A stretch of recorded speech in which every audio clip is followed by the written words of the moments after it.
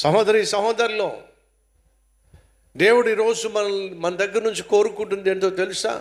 శ్రమ వచ్చినప్పుడు దాన్ని ఎలా ఎదుర్కోవాలో కాదు, శ్రమ రాక మునుపే దాన్ని ఎలా జయించాలో మనం సిద్ధపాటు కలిగి ఉండాలి. ఏమన్నాడు ప్రభువైన యేసుక్రీస్తు?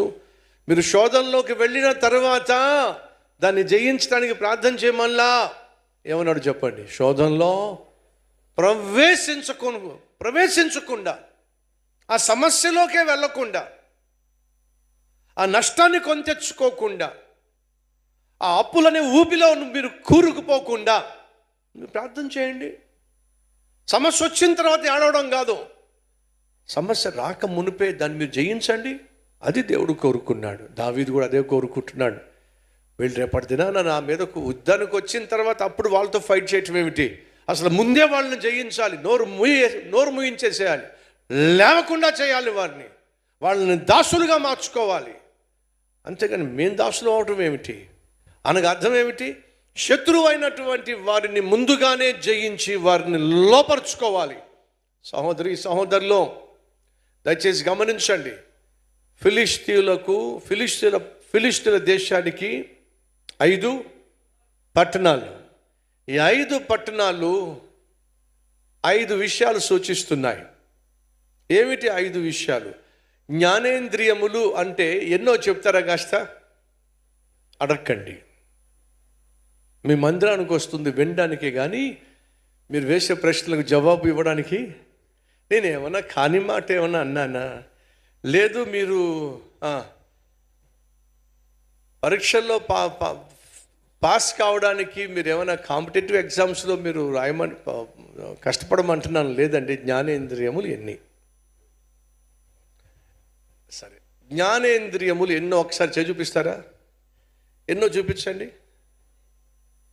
కొంతమంది ఏంటి బ్రదర్ అది? జ్ఞానేంద్రియములు. అబ్బాయి, ఇది చాలా కష్టంగా ఉంది, వినడానికే కష్టంగా ఉంది.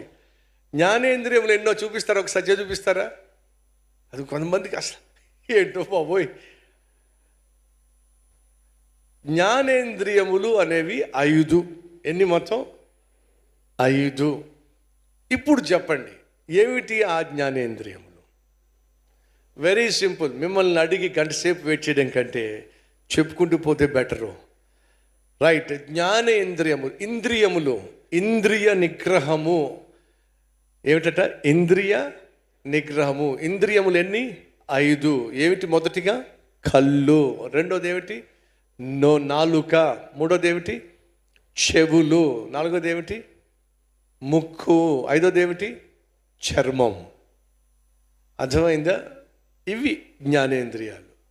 సహజంగా మనం చూస్తే కనిపించేవి అవే.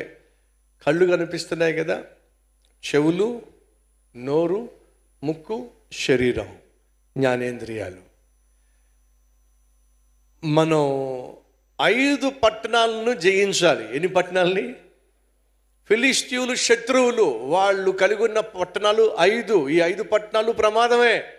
కాబట్టి ఈ 5 పట్టణాలను ఏం చేయాలి? జయించాలి. కాబట్టి దావీదు ఏం చేశాడు?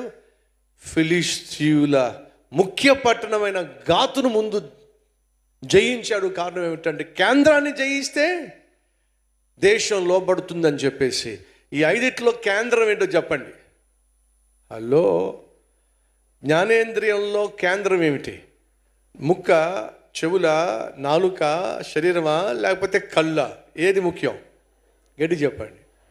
నీ దేహమునకు దీపముని కళ్ళు గనుక, ఈ కళ్ళు తేటగా ఉంటే నీ దేహమంతయు వెలుగుమయమై ఉంటుంది.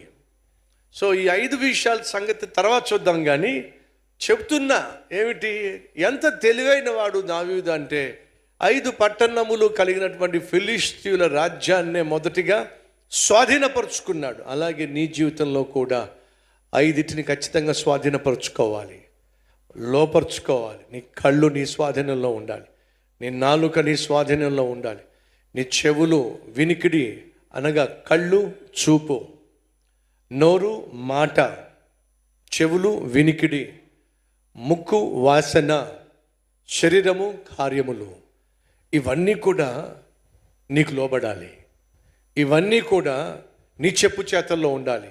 అంతేగాని కళ్ళు ఏమి చూడాలనిపిస్తే అవి చూసేయటం, చెవులు ఏం వినాలనిపిస్తే అవి వినేయటం, నోరు ఏం మాట్లాడాలనిపిస్తే కంట్రోల్ లేకుండా వాగేయటం, వేటిని పడితే వాటిని వాసన చూసేయడం, ఎలా పడితే అలా ఈ శరీరము ఇచ్చలతో నిండిపోవడం, అది కానే కాదు. నీ ఇంద్రియములు నీ కంట్రోల్లో ఉండాలి అని దేవుడు చెప్తున్నాడు. సరే, దావీదు చేసింది ఏమిటయ్యా అంటే తన చుట్టూ ఉన్నటువంటి 4 దేశాలు, అంటే చాలా దేశాలు ఉన్నాయి, వాటిలో ప్రాముఖ్యమైనవి. పడమరను చూశాడు, తూర్పును చూశాడు, ఉత్తరాన్ని చూశాడు, దక్షిణాన్ని చూశాడు, జాగ్రత్తగా పరిశీలన చేశాడు. ఏం కనిపిస్తుందో చూద్దాం రండి. మొదటిగా ఫిలిష్తీయుల దేశము, పడమరన ఎడం వైపున ఫిలిష్తీయుల దేశం కనిపిస్తుంది. తూర్పున 2వ వచనము మోయాబీయుల దేశం కనిపిస్తుంది. 5వ వచనము సిరియనులు ఉత్తరమున ఉన్నారు. 14వ వచనము ఎదోమీ దేశము, అది దక్షిణమున ఉంది. ఉత్తరమున సిరియనులు, దక్షిణమున ఎదోమీయులు, పడమరన ఫిలిష్తీయులు, తూర్పున మోయాబీయులు. ఈ 4 దేశాలు చాలా ప్రమాదకరమైన దేశాలు. ఏ రోజైనా సరే వీళ్ళు అమాంతంగా దేశం మీద పడే ఛాన్స్ ఉంది. ఈ 4 దేశాలు కూడా గతంలో ఇశ్రాయేలు ప్రజలకు 4 విభిన్నమైనటువంటి లెసన్స్ నేర్పించినాయి. 1, ఫిలిష్తీయులు ఎగతాళి చేసేవాళ్ళు, పరిహసించేవాళ్ళు, అపహసించేవాళ్ళు. ఫిలిష్తీయులు అపహసించేవాళ్ళు. 2, మోయాబీయులు అపవిత్రపరిచేవాళ్ళు. 3, ఎదోమీయులు అడ్డు బండలుగా నిలిచేవాళ్ళు. సిరియనులో అవకాశవాదులు. సిరియన్లు ఏమిటి? అవకాశవాదులు. ఎదోమీయులు అడ్డుబండలు, మోయాబీయులు అపవిత్రపరిచేవాళ్ళు, ఫిలిష్తీయులు అపహసించేవాళ్ళు. ఈ 4 దేశాల ప్రజలు 4 విభిన్నమైనటువంటి మనస్తత్వాలు కలిగిన వాళ్ళు. ఈ 4 కూడా గతంలో ఇదే చేశారు. ఫిలిష్తీయులేమో అపహసించారు, మోయాబీయులేమో అపవిత్రపరిచారు. ఎవరిని? ఇశ్రాయేలీయులను గతంలో ఫిలిష్తీయులు అపహసించారు, అబాసుపాలు చేశారు. మోయాబీయులేమో ఇశ్రాయేలీయులను అపవిత్రపరిచారు. ఎదోమీయులేమో అడ్డుబండలుగా నిలిచారు. సిరియన్లేమో అవకాశవాదులుగా అగౌరించారు. ఇప్పుడు ఈ 4 విషయాలు చెప్పడం మొదలు పెడితే సెకండ్ కుర్చీలో కూర్చున్నారు, మీకు అసలు ఏమీ తెలియదు. అందులో సతీష్ కుమార్ వాక్య పరిచయం చేస్తున్నప్పుడు దేవుడు తనలో ఉండి మాట్లాడతారు కాబట్టి అసలు తెలియదు మనకి. సో వాస్తవంగా ఈరోజు 2 సందేశాలకు పునాదులు వేశారు. ఎన్ని సందేశాలకి? 3 సందేశాలు. 1, సౌలు పరిపాలనలో ఉంటే ఆ కుటుంబం ఎలా ఉంటుందో, దావీదు పరిపాలన ఉంటే ఆ కుటుంబం ఎలా ఉంటుందో, ఇద్దరిని నేను పోలికలు చూపించా. రైట్? ఇప్పుడు అడుగుతున్నాను, నీ పరిపాలన ఎలా ఉంది? ముగింపుకు వచ్చేస్తున్నా.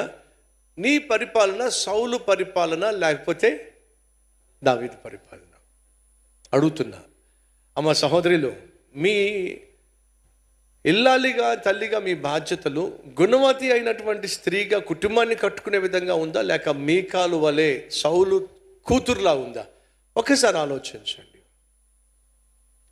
తల్లిగా ఉదయమే లేచి నీ కుటుంబం చుట్టూ కంచె వేసుకొని దుష్టుడు దుమ్ము లేపక మునిపే ఏం చేయాలి? ప్రార్థనతో ఆ దుమ్మంతా అంచేసేయాలి. డిహాన్ అంటున్నాడు 30-40 దీహాన్ కొడుకు అంటున్నాడు 30-40 సంవత్సరాలుగా చూస్తున్నానమ్మ, నేను ఏ రోజు కూడా ఒక్క మాట గట్టిగా మాట్లాడింది లేదు, నాన్నతో గొడవపడింది లేదు. నాన్న ఎప్పుడు చూసినా సేవ సేవ సేవ అంత తిరుగుతూ ఉంటాడు, ఆలస్యంగా ఇంటికి వస్తాడు, పొద్దున్నే వెళ్ళిపోతాడు. అయినా ఇప్పుడు గొడవపడలా. ఎలా సాధ్యమైందమ్మా నీకు? అప్పుడు అమ్మ అంటుంది, మీరు ఎవ్వరూ లేవక మునిపే నేను దేవునితో మొదటి గడియ గడుపుతానురా. అందుకే దుష్టుడు మన ఇంట్లో దుమ్ము లేపకుండా అణిచివేస్తున్నాం. 2, ఆ తండ్రి వేరే పట్టణానికి వెళ్ళి వర్తకుడు గనుక సరుకులు తీసుకొస్తూ ఉంటాడు. ఎడారిలో ప్రయాణం చేయాలి. ఎడారిలో ప్రయాణం చేస్తున్నప్పుడు తనతో పాటు మిగతా వ్యాపారం చేసేవాళ్ళు కూడా కలిసి వెళ్ళేవాళ్ళు. ఎందుకంటే ఎడారిలో దారి దోపిడీ వాళ్ళు ఉంటారు కాబట్టి. ఆ దారి దోపిడీ చేసేవాళ్ళు అమాంతంగా వీళ్ళు కొనుక్కున్న సరుకులను వాళ్ళు ఎత్తుకుపోకుండా వీళ్ళందరూ గుంపులు గుంపులుగా ప్రయాణం చేసేవాళ్ళు. ఆ రోజు పట్టణానికి వెళ్తున్నప్పుడు భార్య పిల్లలు కూడా మేము వస్తామండి అని అంటే పట్టణానికి వాళ్ళని కూడా తీసుకెళ్ళాడు. ఆ పట్టణంలో 2-3 రోజులు గడిపిన తర్వాత మళ్ళీ తను సరుకులన్నీ కొనుక్కొని ఎడారిలో ప్రయాణం చేస్తూ తనతో పాటు ఉన్న వారితో కూడా విశ్రమించాడు. ఎడారిలో పడుకున్నాడు. అలా పడుకున్న తర్వాత అర్ధరాత్రి అలికిడి వినిపించింది. ఏం జరుగుతుందని చెప్పి చూస్తే 5 దొంగలు దూరం నుంచి వస్తున్నారు. ఆ అలికిడికి లేచి చూస్తే 5 దొంగలు కనిపిస్తే భయపడిపోయాడు. అప్పుడు వీడు ఇతను లేచాడని గమనించిన 5 దొంగలు, రేయ్ ఇట్రా అని గట్టిగా అరిచి పిలిచారు. భయపడుతూ బిక్కు వాళ్ళ దగ్గరికి వెళ్ళాడు. ఏంటండి అని అంటే, చెప్పో, నీ చుట్టూ మీరు పడుకున్న మీ ప్రాంతం చుట్టూ ఇంత పెద్ద గోడ నువ్వు ఎలా కడుతున్నావో ప్రతి రాత్రి చెప్పో అని అంటే, నేనేమిటి గోడ కట్టడం ఏమిటి, మీరేం మాట్లాడుతున్నా నాకేం అర్థం కావట్లా. ఆ దొంగలు అంటున్నారండి, 5 రోజుల నుంచి నిన్ను నీ కుటుంబాన్ని వెంబడిస్తూ ఉన్నావు, నీకున్న సమస్తాన్ని దోచుకోవాలని, నీ భార్య బిడ్డలను ఎత్తుకెళ్ళిపోవాలని. కానీ ఈ 5 రోజులుగా మేము దోచుకోవాలని ఎంత ప్రయత్నం చేసినా సరే నీ చుట్టూ పెద్ద గోడ కడుతున్నావు. ఇంత పెద్ద గోడ ఇంత తక్కువ టైంలో ఎలా కట్టగలుగుతున్నావు? అలా గోడ కడుతూ వచ్చావు కాబట్టే మేము దోచుకోలేకపోయాం. ఎలా సాధ్యమైంది? అప్పుడు అతను అంటున్నాడు, మీరు ఇప్పుడు నాకు అర్థమైంది ఆ గోడ సంగతి ఏమిటో. ఏమర్థమైంది? ప్రతిరోజు నేను పడుకోబోయే ముందు దేవునితో ప్రతి సాయంత్రం గడుపుతా. కుటుంబంగా కలిసి మేము ప్రార్థన చేస్తాం. ఈరోజు అలాగే కుటుంబంతో కలిసి ప్రార్థన చేయాలి. ప్రార్థన చేస్తాం. ప్రభువా, మా కుటుంబం చుట్టూ కాపుదల భద్రత ఏర్పరచయ్యా. నువ్వే మాకు కోటను ఏర్పరచయ్యా. గోడ నిర్మించయ్యా. మా చుట్టూ గోడ నిర్మించయ్యా. ప్రార్థన చేస్తూ ఉండేవాళ్ళం. ఆ గోడ మేం కాదు నిర్మిస్తుంది, మేము సేవిస్తున్న మా దేవుడు గోడ నిర్మిస్తున్నాడు. కాబట్టే మీరు మమ్మల్ని దోచుకోలేకపోయారో. సరే, నువ్వు చెప్పింది బాగుంది, కానీ మరి ఈరోజు ఆ గోడకి రంధ్రం ఏర్పడింది, బీటలు వారినాయి, అది ఎలా సాధ్యమైంది? అప్పుడు అంటున్నాడు, ఈరోజు మేము కొంచెం అలసిపోయాం, పట్టణంలో తిరిగి వస్తూ లేక ఎక్కువ ప్రయాణం చేసి మేము అలసిపోయి ప్రార్థన చేయకుండానే పడుకున్నాం. ఎప్పుడైతే ప్రార్థన చేయకుండా మేము పడుకున్నామో సైతాను గాడు గోడకు బీటలు వారే విధంగా చేశాడు. అది మా లోపం వల్లే జరిగింది తప్ప దేవుని కాపుదలలో మాత్రం లోపము లేనే లేదు.